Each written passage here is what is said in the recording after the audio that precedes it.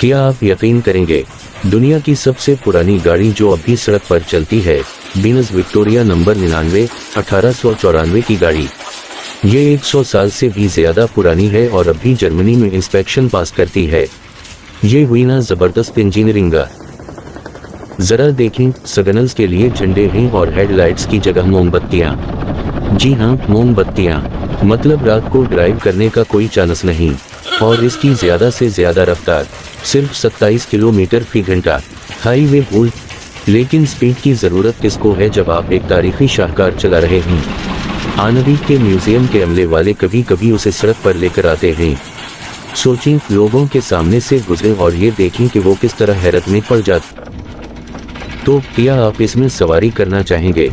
Comments में ज़रूर बताएं और मज़ीद दिलचस्प कहानियों के लिए सब्सक्राइब अपनी और अपनी फैमिली का ख्याल रखिएगा। फिर मिलेंगे। अल्लाह हाफिज़।